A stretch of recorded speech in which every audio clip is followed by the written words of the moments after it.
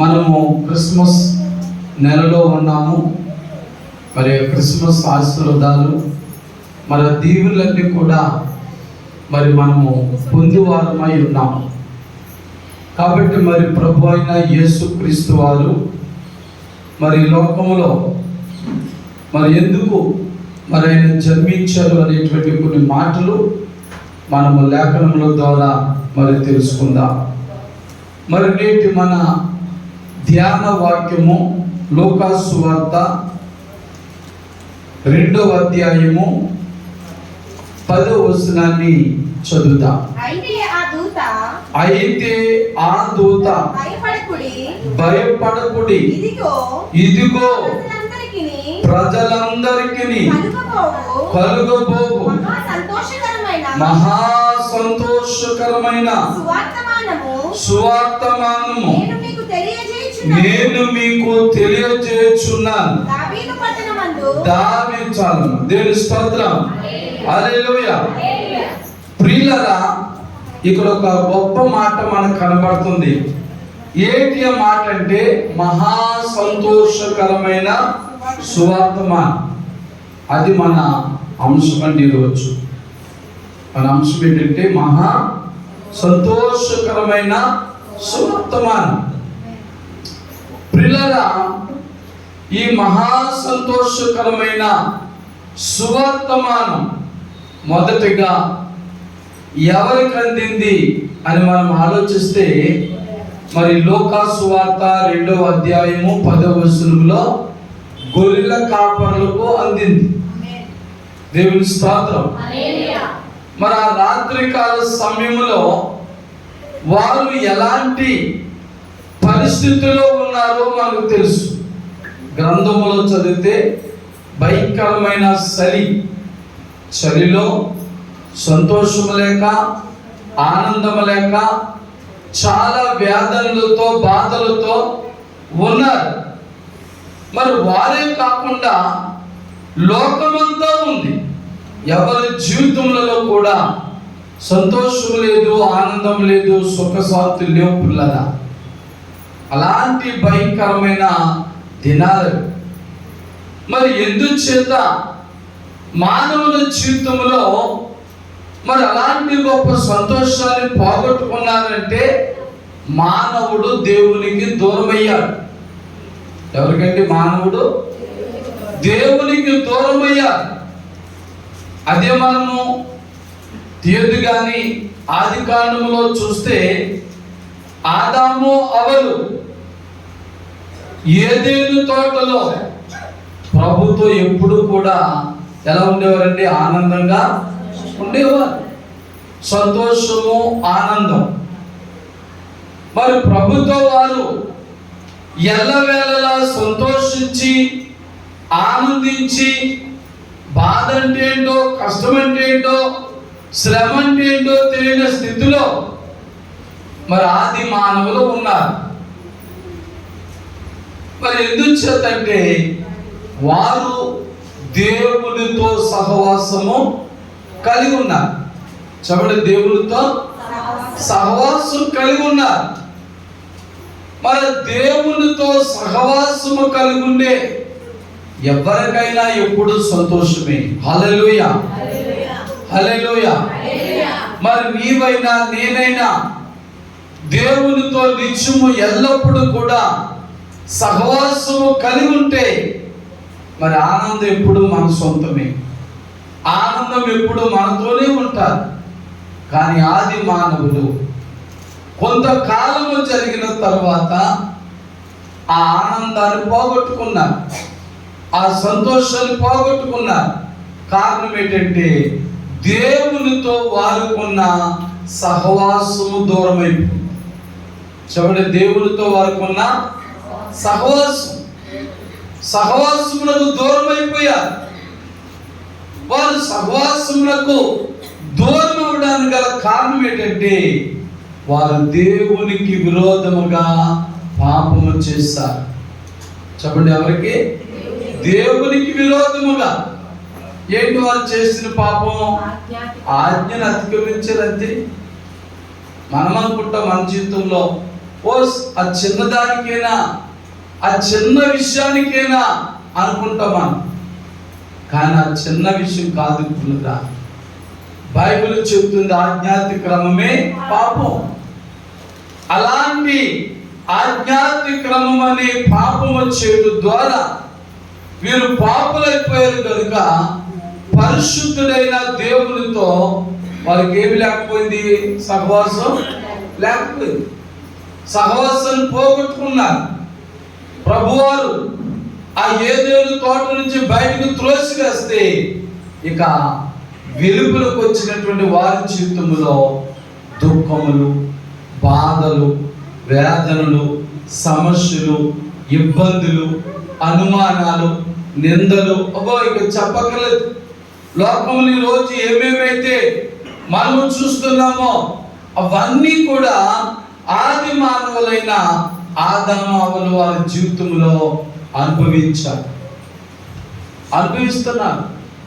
నాటి నుంచి నేటికి 2024 సంవత్సరాల క్రితం వరకు కూడా మానవుల జీవితంలో సరైన సంతోషం లేదు, ఆనందం లేదు, శాంతి లేకుండానే వారి దినములన్నీ కూడా గడుపుతున్నారు.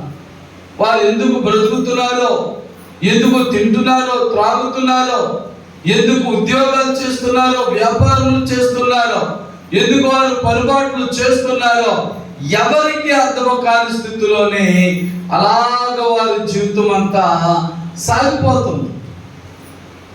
ఏమండి? కాబట్టి ప్రభువారు బాధపడుతున్నాడు. అదే నా ప్రియ బిడ్డలు, నాకు దూరమైపోయి వారి జీవితంలో నిజమైన సంతోషం లేక, నిజమైన ఆనందం లేక బాధపడుతున్నాను. వారికి మరలా నేను ఆనందం ఇవ్వాలనుకున్నాను. దేవుని స్తోత్రం. ఎంత గొప్ప దేవుడండి మన దేవుడు, ఎంత గొప్ప ప్రేమ గలవాడో ఆలోచించండి పిల్లరా.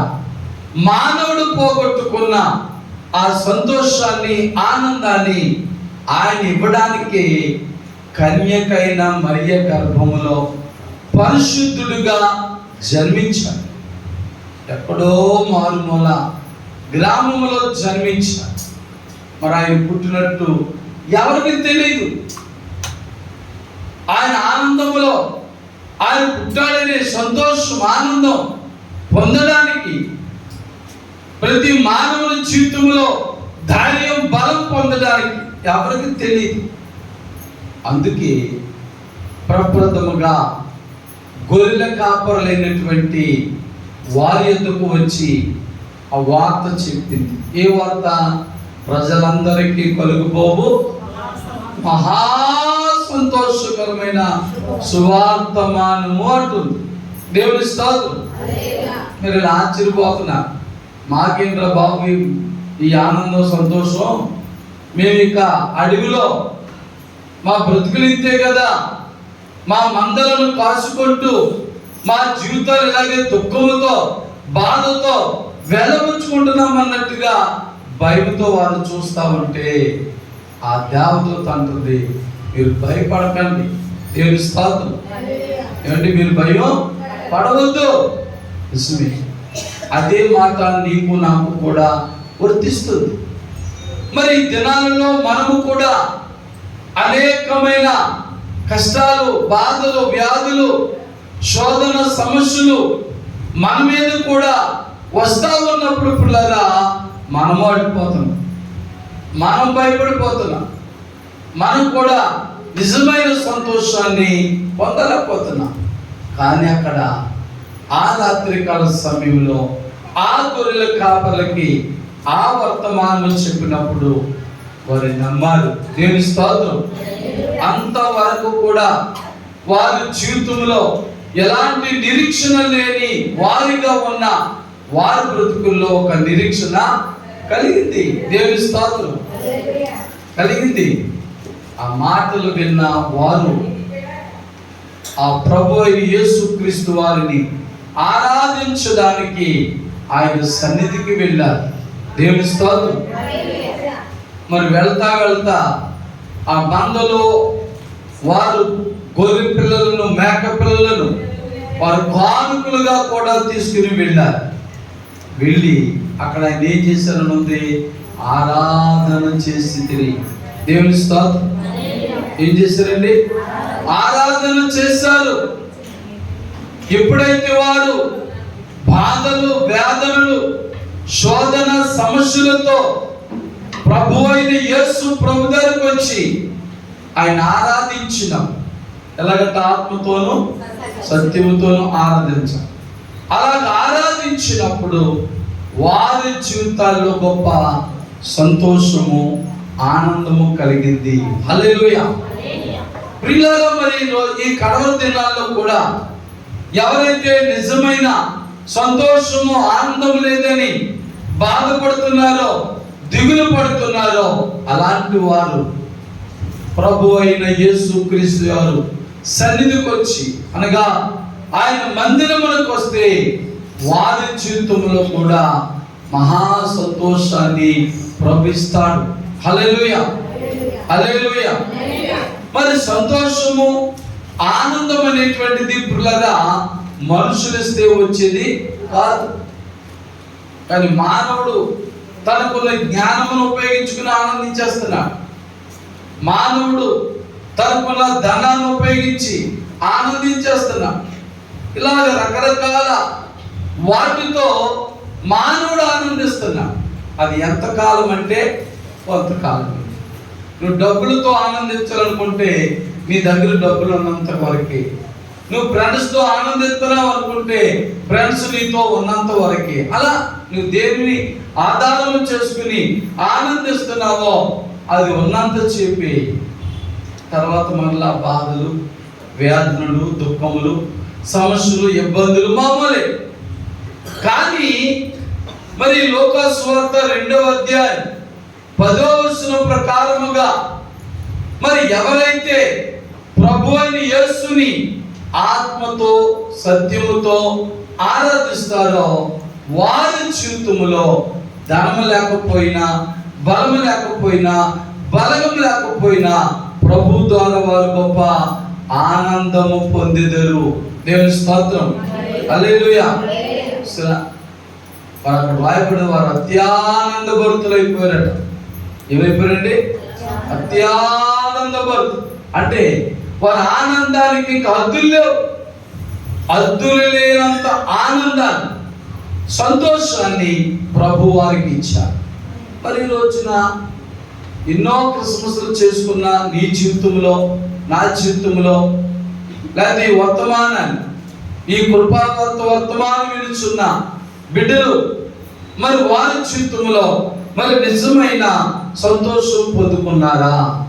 ఒక ప్రశ్న తీసుకుందాం. కాబట్టి పిల్లరా, మరి నేను చెప్పే మనం వేసుకోవాల్సిన ప్రశ్న ఏంటంటే వాక్యం ద్వారా ఎవరికి సంతోషం?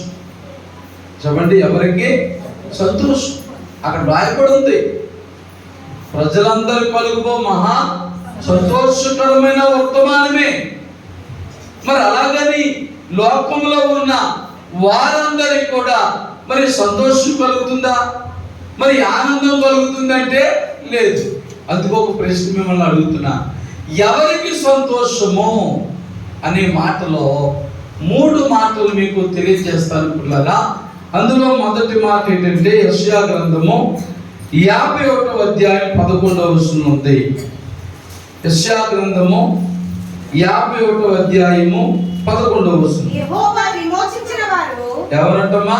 యెహోవా విమోచించిన వారు. ఎవరమ్మా? జాగ్రత్త వినండి. యెహోవా విమోచించిన వారు, విమోచించిన వారు సంగీత నాదముతో, సంగీత నాదముతో సియోనునకు తిరిగి వచ్చెదరు. సియోనుకు తిరిగి వచ్చెదరు. నిత్య సంతోషము. ఎలాగంటమ్మా? నిత్య సంతోషము. నిత్య సంతోషము. సంతోషము వారి తలల మీద ఉండును. వారి తలల మీద నుండును. దేవుని స్తోత్రం. ప్రియులారా, మరి ఎవరు అక్కడ లూకాసు సువార్త 2:10లో చెప్పింది మంచి సంతోషం ఉంది అక్కడ. కానీ ఎవరు సంతోషాన్ని పొందుకోగలరంటే మొదటి మాట నీకు చెప్పేది విమోచింపబడిన వారికి సంతోషం. ఎవరు పడతారో కాదు, యేసు పుట్టాడని మరి అనుకున్నంత మాత్రాన కాదు. విమోచింపబడాలి. దేవుని స్తోత్రం. ఏం చేయబడాలండి? విమోచించబడాలి. మానవుడు తన పాపముల నిమిత్తమై ప్రాయశ్చిత్తం పొంది తన పాపముల నుండి విమోచించబడాలి. దేవుని స్తోత్రం. మరి ఆ విమోచించబడాలంటే బైబిల్లో 4 ప్రాముఖ్యమైన మాటలు మరి అపోస్తలుల కార్యాలు 2వ అధ్యాయం 38వ వచనంలో 4 ప్రాముఖ్యమైన మాటలు అక్కడ ఉంటాయి. అపోస్తలుడైన పేతురు గారు చెప్తున్నారు, పేతురు మీరు మారు మనసు పొంది, ఒకటి, రెండోది పాప క్షమాపణ, మూడోది బాప్తిస్మము పొందుడి, అప్పుడు మీరు పరిశుద్ధాత్మని వరాన్ని పొందుదురు.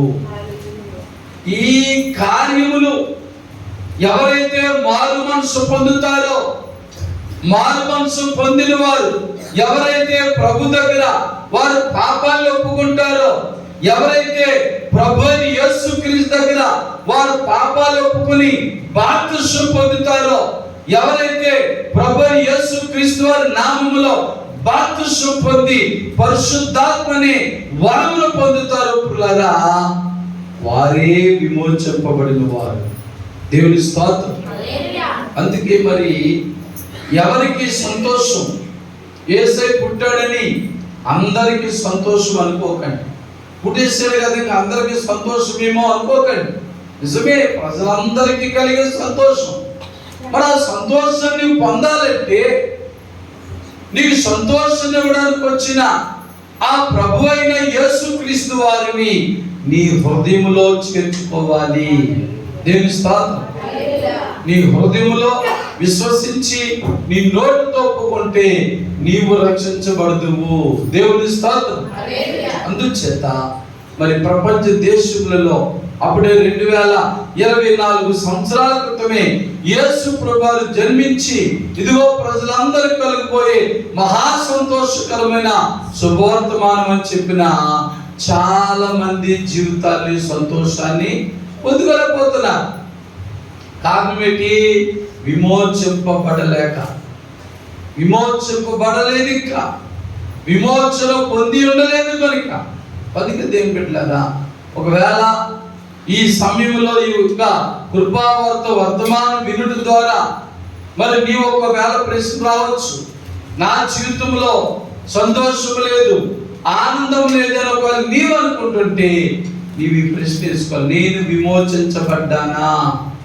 ప్రభు యేసుక్రీస్తు వారి యొక్క రక్తంలో, ఆయన శిలువలో కార్చిన అమూల్యమైన విలువైన రక్తములో నేను కడగబడి విమోచించబడ్డానా లేదని ఆలోచన చేసుకోవాలి.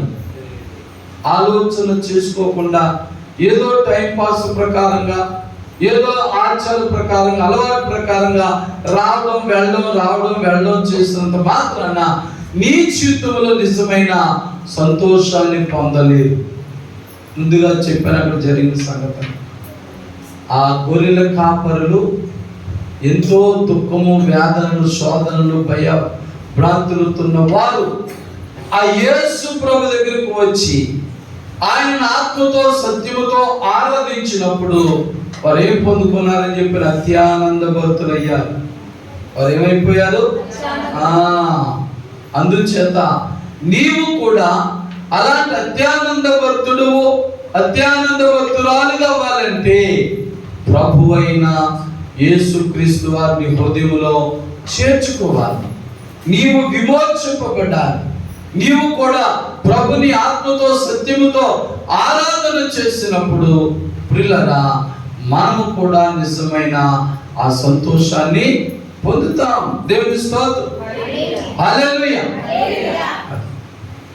ఇశ్రాయేలు ప్రజల జీవితంలో ఇలాంటి కార్యము జరిగింది. అంచేత నీ జీవితంలో, నా జీవితంలో, మన అందరి జీవితంలో కూడా నెరవేర్చబడాలంటే పుల్లరా మొదటిగా మాట ఏంటంటే మనం విమోచన పొందాలి. మన విమోచన పొందడానికి తగిన భక్తి జీవితం, విశ్వాస జీవితం, ప్రార్థన జీవితం నీలో ఉండాలి. అవన్నీ నీకు కలగాలంటే ప్రతి ఆదివారం శుక్రవారం మానకుండా మందిరానికి రావాలి. దేవుని స్తోత్రం, హల్లెలూయా. మరి ఇక రెండవ మాట చూద్దాం. రెండవ మాట కీర్తన గ్రంథము నుంచి 105వ కీర్తన 3వ వచనం చదువుదాం. ఆయన పరిశుద్ధ నామమును బట్టి ఆయన పరిశుద్ధ నామమును బట్టి అతిశయించుడి. యెహోవాను వెదుకువారు, చూడండి, యెహోవాను వెదుకువారు హృదయమందు సంతోషించుదురు గాక. ఎలాగంటమ్మా? హృదయమందు సంతోషించుదురు. ఎక్కడ? యెహోవాను వెదుకువారు హృదయమునందు సంతోషించుతారు. దేవుని స్తోత్రం. నేను చెప్పే రెండో మాట ఏంటంటే, యెహోవాను వెతికిన వారికి ఏం కలుగుతుంది? సంతోషం కలుగుతుంది. దేవుని స్తోత్రం. సంతోషం అనేది మనం వేసుకునే బట్టల ద్వారానో, మనం ధరించిన ఆభరణముల ద్వారానో, మనం తింటున్న భోజనముల ద్వారానో, లేదా మనం చేస్తున్న ఉద్యోగం ద్వారానో, వ్యాపారం ద్వారానో కాదట. సంతోషం ఎక్కడ కలగాలి? హృదయంలో కలగాలి. దేవుని స్తోత్రం. అది నిత్యము ఎల్లప్పుడూ నీకు శాశ్వతముగా ఉండాలంటే నీ హృదయంలో ఆ సంతోషం కలగాలి. మరి హృదయంలో సంతోషం కలగాలంటే హృదయంలో ఏముందో తెలుసా? దేవునికి చోటు లేదు. యేసయ్య మన హృదయంలో ఉంటేనే సంతోషం. యేసయ్య ఎక్కడో మన గోడల మీదో, మన నుదుట్ల మీదో, మన చేతుల మీదో, మన మెడల్లోనో ఆభరణాలతో కలిపేసుకున్నంత మాత్రాన సంతోషం కాదు. యేసయ్య ఎక్కడుంటే సంతోషము? హృదయంలో ఉంటే సంతోషం. మరి ఆ హృదయంలోనికి ఆయన వచ్చాడా? రాలేదు. బాధపడుతున్నాం, మనమే బాధపడుతున్నాం, మనమే బాధపడుతున్నాం. అయ్యో నాకు సంతోషం లేదు, సంతోషం లేదు, సంతోషం లేదు అని బాధపడుతున్నాం. యేసయ్య నీకు నాకు కూడా సంతోషం ఇవ్వడానికి మన హృదయంలోకి రావాలనుకుంటున్నాడు. కానీ మన హృదయం మూయబడి ఉంది. పాపముల చేత, మోసముల చేత, అతిక్రమముల చేత, మరి అపవిత్రత ద్వారా మన హృదయం మూయబడి ఉంది. మూయబడి ఉన్న హృదయం తెరవబడితేనే, ఆ తెరవబడినప్పుడు హృదయంలో ఉన్న ఆ పాపం, మోసం, అతిక్రమ దోషాలన్నీ కూడా మరి బయటికి మరి వెళ్ళిపోయినప్పుడే పిల్లరా మరి నిజమైన ఆ సంతోషం మన జీవితంలో కలుగుతారు. దేవుని స్తోత్రం. అందుకే యేసయ్య ప్రకటన గ్రంథం 3వ అధ్యాయం 20వ వచనంలో ఎక్కడ నుండి తడుతున్నాడు? ఇదిగో నేను తలుపునొద్ద నుండి తట్టుచున్నాను, ఎవడైనా నా స్వరము విని తలుపు తీసినలా నేను అది వాని యొద్దకు వచ్చి అతనితో నేనును నాతో అతడును భోజనము చేతుము. హల్లెలూయా, హల్లెలూయా. పలికి దేవుని బిడ్డలారా, మన హృదయంలో యేసుకు చోటు లేక మనలో నిజమైన సంతోషం లేదు. మరి యేసయ్య మన హృదయంలోకి రావాలంటే ఆయన దొరుకు టైంలో వెతకాలి. ఎప్పుడో నాకు ఖాళీ ఉన్నప్పుడు, నాకు అవకాశం ఉన్నప్పుడు ఎదుగుతాను నేను అంటే కుదరదు. ఆదివారం అయిపోయాక, శుక్రవారం అయిపోయాక మరి నేను మందిరానికి వస్తానంటే కుదరదు. యెషయా ప్రవక్త అంటాడు, తీయొద్దు కానీ రిఫరెన్స్, యెహోవా దొరుకు కాలమననే ఆయనను శ్రద్ధగా వెతకండి. ఆదివారం, శుక్రవారం మానకుండా ఆయన సన్నిధికి వచ్చి ఆయన ఆత్మతో, సత్యంతో ఆరాధిస్తూ ఆయన నీవు వెతకాలి. మత్తయి అంటాడు, వెతుకుడి మీకు దొరుకును. కానీ పరమగీతాల్లో సోలమతి అంటుంది, నా ప్రాణ ప్రియుని ఎక్కడుండి ఎదుగుతున్నా అంటుంది. మంచం మీద పరుండి నా ప్రాణ ప్రియుని ఎదుగుతున్నాను అంటుంది. అంటే అక్కడ ఇంట్లోనే ఉండిపోయి ఆ బెడ్ మీదే ఉండి మంచం మీద ఉండి ఎదుగుతుంది. ఎలా దొరుకుతాడు? ఆయన దొరికే ప్రదేశం ఏంటంటే మందిరం. 82వ కీర్తన 1 అంటారు కదా, దేవుని సమాజంలో దేవుడు నిలుచున్నాడు. మరి దేవుడికి దొరికే స్థలం ఎక్కడ? మందిరం. ఆ మందిరానికి నువ్వు రాకుండా సమయాన్ని వృధా చేసుకుని ఇంట్లోనే గడిపి ఏదో నీరసమైన వంకటెట్టుకుని, ఏదో బాధలను వంకటేసుకుని, ఏదో పనులను వంకటేసుకుని మరి దేవుని వెతికే సమయాన్ని మరి నువ్వు వృధా చేసుకుంటే ఆయన నువ్వు ఎలాగ ఎదగలవు? ఎక్కడ ఎదగలవు? చూసారా, ఆమె ఇంట్లో ఉండి ఆ సోలమితి తన పరుపు మీద ఉండి మంచం మీద ఉండి ఎదుగుతుందా అనుకుంటున్నావు? తప్పిపోయి నాకేం దొరుకుతలేదు, ఇప్పుడే నేను లేచి నా ప్రాణ ప్రియుని ఎదుగుటానికి వెళ్తాను అనుకుంది. దేవుని స్తోత్రం. చూసారా, నా ప్రాణ ప్రియుని ఎదగడానికి వెళ్తాను అనుకుంది. ఈమె ఎప్పుడైతే అనుకుని ఎదగడం ప్రారంభిస్తుందో ఆయనే ఆమెకి ఎదురొచ్చాడట. దేవుని స్తోత్రం. ఎందుకు చేత బైబిల్ చెప్తుంది, నా యొద్దకు మీరు రండి, మీ యొద్దకు నేను వస్తాను. మనమేంటాం, లేదు ప్రభు నువ్వు వచ్చే, నువ్వే వచ్చే, తర్వాత నేను వస్తాను అంటాం. కాదు, తప్పది, కరెక్ట్ కాదది.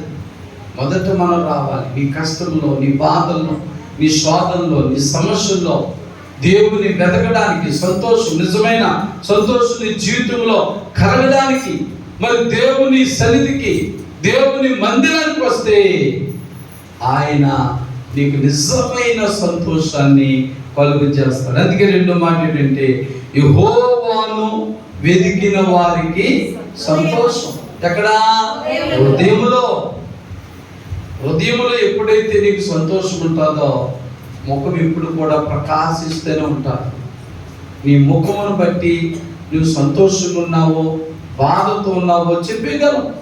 నేనైనా, నువ్వైనా, ఎవరైనా సరే హృదయంలో సంతోషం ఉంటే మన ముఖంలో తేజస్సు ఉంటారు.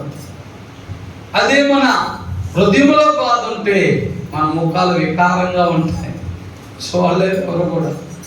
కలిగి దేవుని బిడ్డలారా, రెండో మాట, ఎవరికి సంతోషం అంటే యెహోవాను వెతికే వారికి సంతోషం. మొదటి మాట ఏం చెప్పుకున్నా? విమోచింపబడిన వారికి సంతోషం కలుగుతారు.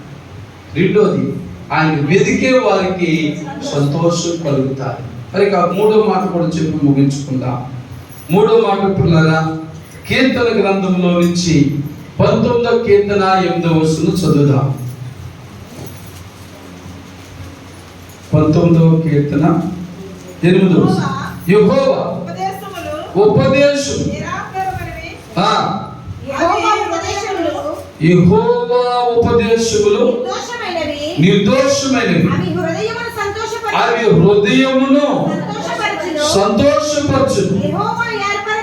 చాలు, దేవుని స్తోత్రం. యెహోవా ఉపదేశం నిర్దోషమైనది కాబట్టి దేవుని ఉపదేశం వినువారికి సంతోషం. దేవుని స్తోత్రం. ఏంటంటే దేవుని ఉపదేశాన్ని ఏం చేయాలి? వినాలి. మనం ప్రసంగాలంటే ఇష్టం ఉండదు. ఎంచేపు పాటలు పాడినా హ్యాపీగా వింటాం, ఎంచేపు ఏం చెప్పినా హ్యాపీగా వింటాం. కానీ వాక్యం చెప్పేసరికి సాతాను గాడు మన గర్విలు చేస్తాం. కానీ మన హృదయంలో నిజమైన సంతోషం ఎప్పుడు కలుగుతుంది అంటే ఉపదేశాన్ని వినినప్పుడు. చూడండి, తేదీ కానీ అపోస్తలుల కార్యాలు 16వ అధ్యాయంలో మరి అపోస్తలుడు పౌలు గారు సముద్ర తీరంలో ఆయన సువార్త ప్రకటన చేస్తున్న సమయంలో లూదియా అనే తురితేర పట్టణస్థురాలు పౌలు గారు చెప్తున్న మాటల్ని శ్రద్ధగా వింటుంది. పౌలు గారు చెప్పే ఉపదేశాన్ని శ్రద్ధగా వింటుంది. ఆమె విన్న వాక్యం ద్వారా ఆమె హృదయం ఏం చేయబడ్డదండి? తెరవబడ్డది. దేవుని స్తోత్రం. ఆ రోజు ఆమె వాక్యం వినబడకపోతే ఆ హృదయం తెరబడదు. అలాగే మొండి బండ హృదయాల బాధ, వేదన, శోధన, సమస్యలతోని ఆ జీవితం అలా ఉండిపోయింది. కానీ ఆ రోజు వ్యాపారాన్ని ప్రక్కన పెట్టింది. ఏమ్మా, ఆమె ఖాళీ ముందు వచ్చిందా? ఓదారంగు కూడా అమ్ముకుంటూ వెళుతున్నామే. ఆ దేవుని మాటలు విన్నప్పుడు తన వ్యాపారం ఆ తట్ట పక్కన పెట్టింది. ఆ బుట్ట పక్కన పెట్టింది, వ్యాపారం పక్కన పెట్టింది, దేవునికి ప్రాధాన్యత ఇచ్చి దేవుని మాటలు వింటా ఉంది. దేవుని స్తోత్రం. ఆ దేవుని ఉపదేశాలు వింటా ఉన్నప్పుడు ఆ మాటలు హృదయంలో పడ్డాయి. ఆ హృదయంలో పడినప్పుడు ఆ హృదయం తెరవబడ్డాలి. తెరవబడినప్పుడు ఆమె ముఖంలో ఆనందం, సంతోషం, పట్టజాలంత ఆనందంతో అంటుంది, అయ్యా నువ్వు నా ఇంటికి రా, దైవజనుడు పిలుస్తుంది. హల్లెలూయా. రోజు ఆమె బాధ ఏంటి? ఎవరిని పట్టించుకునేది కాదు, ఎవరిని ఇంటికి రమ్మనేదే కాదు. నిజంత పొద్దులేసి వ్యాపారికి వెళ్ళిపోవాలా, మళ్ళీ ఎప్పుడో పొద్దుపోయిన ఇంటికి వచ్చేది, మళ్ళా రాత్రి వంట చేసుకోవాలా, తినాలి, పడుకోవాలి, మళ్ళీ పొద్దున వెళ్ళిపోవాలంతే. దాని దినసరి ఎంత అనుకునేది. శాంతి లేదు, సంతోషం లేదు, ఆనందం లేదు. కనుక ప్రభు నిమిత్తము ఆమె కావలసిన శాంతి సమాధాన నిమిత్తము తన జీవితంలో ఆనందం పొందుకోవడం నిమిత్తం తన వ్యాపారం ప్రక్కన పెట్టి దేవుని ఉపదేశములు విన్న లూదియా జీవితంలో గొప్ప సంతోషం కలిగింది. దేవుని స్తోత్రం. హల్లెలూయా. కనుక దేవుని బిడ్డలారా, మనము కూడా ఎప్పుడు వస్తున్నాం మందిరానికి? చాలాసార్లు మనం ప్రారంభం అయిపోయి వస్తున్నాం, చాలాసార్లు పాటలు అయిపోయి వస్తున్నాం, చాలాసార్లు స్తుతి ఆరాధన అయిపోయి వస్తున్నాం, చాలాసార్లు సాక్ష్యం అయిపోయిన తర్వాత వస్తున్నాం, చాలాసార్లు వాక్యం అయిపోయి వస్తున్నాం. వాళ్ళే కానుక వేసుకుని ఆశీర్వాదం పొంది వెళ్ళిపోదాం అనుకుంటున్నాం. అది కాదు ముఖ్యం. కానుక వేసుకుని వెళ్ళిపోతే అది ముఖ్యం కాదు. నీ హృదయం ఇవ్వాలి దేవునికి. ఏమివ్వాలి? నీ హృదయాన్ని ఇవ్వాలి. నీ కానుక తర్వాత అది సెకండ్ థింగ్. ఫస్ట్ థింగ్ ఏంటంటే నీ హృదయాన్ని దేవునికి ఇవ్వాలి. నీ హృదయాన్ని దేవునికి ఇవ్వడానికి ఎప్పుడో ముగించే లోపల వెళ్దాంలే, ముగించే లోపల ఏదో టైంలో వెళ్ళి ప్రార్థన చేసుకుని వచ్చేద్దాంలే, హాజరేంచుకు వచ్చేద్దామంటే కుదరదు. హల్లెలూయా.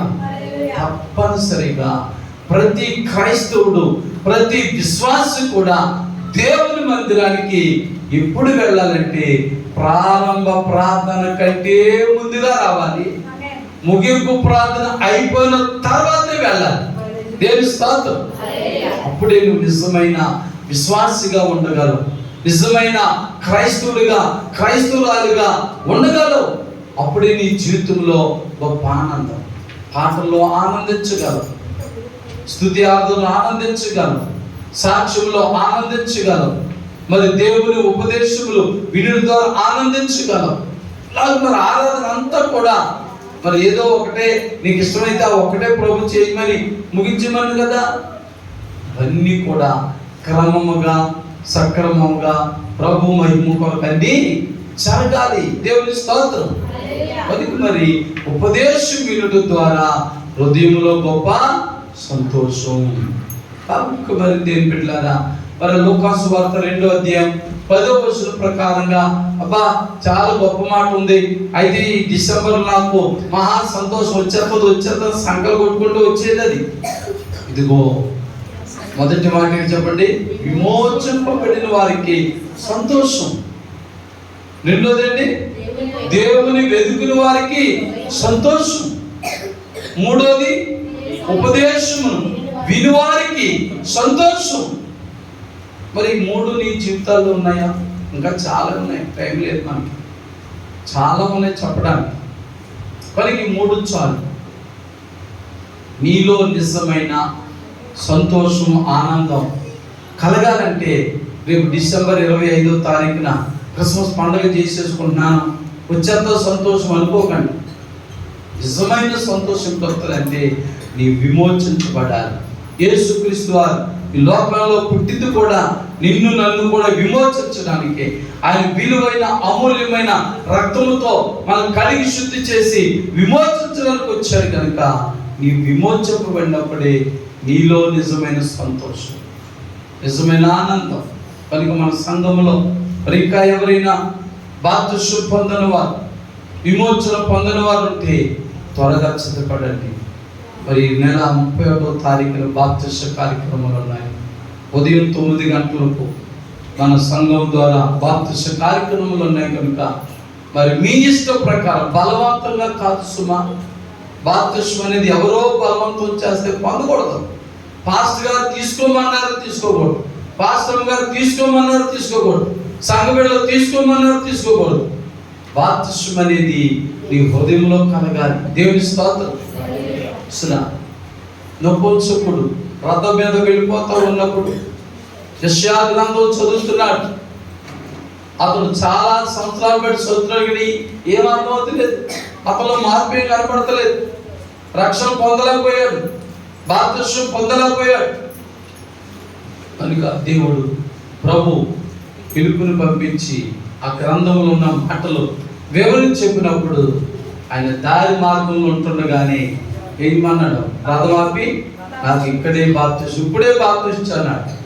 అందుకని అయ్యో బాగానే చెప్పారండి పాస్టర్ పిలుపు గారు, నేను మా ఇంటికి వెళ్తాను, మా వాళ్ళని వాళ్ళని అడుగుతాను, నేను అడుగుతాను, అప్పుడు పొందుతాను అన్నాడా? అది నేను ఇష్టపడే బాప్తిస్మం అదే. మీలో కూడా మీలోంచే రావాలి, నేను బాప్తిస్మం పొందుతాను అనే అనుభవం. ఆ మాట నీలో వచ్చినప్పుడు ఎన్ని శోధనలు వచ్చినా, కష్టములు వచ్చినా, బాధలు వచ్చినా, వ్యాధులు వచ్చినా ప్రభువులో నిలబడగలవు. దేవుని స్తోత్రం. ఎవరో పొందమన్నారు, అమ్మ చర్చిలో వచ్చిన అందరూ పొందేలమ్మా అన్న నేనంటే మీరు పొందేశారు అనుకోండి, రేపు పొద్దుట ఎవరన్నా అడిగితే ఏమంటారు తెలుసా, చర్చిలోకి వచ్చిన అందరూ పొందేమన్నారంటే పాటలు పొందేశారని అంటారు. తప్పు అన్నమాట. అలా వద్దు. ఇక వాక్యానుసారమైన బాప్తిస్మం పొందాలి. నువ్వు విమోచించబడడానికి గుర్తు బాప్తిస్మం అనుభవంలోకి రావాలి. దేవుని స్తోత్రం. రెండోది దేవుని వెతకాలి. దేవుని పక్కన పెట్టి మన లోకంలో అవి వెతుకుతున్నాం, వేటిని వెతుకుతున్నాం. మనకు అవసరమైన మోక్షాన్ని చేర్చే అసలైన రాజ్యాన్ని విడిచిపెట్టి భూలోక సంబంధించిన వాటిని ఎదుగుతున్నాం. అందుకే మత్తయి సువార్తలో ప్రభు అన్నాడు, మొదట ఆయన రాజ్యమును నీతిని వెతకండి, అప్పుడు అవన్నీ మీకు అనుగ్రహించబడదు. కనుక మీరు దేవుని వెతకండి, మీ జీవితంలో నిజమైన సంతోషం కలుగుతారు. మరి మూడో మాట చెప్పడమా, ఉపదేశమును వినాలి. పాస్టర్ గారు ఏ మాటలైతే దైవ గ్రంథంలో చెప్తారో వాటిని వినాలి, నమ్మాలి. దేవుని స్తోత్రం.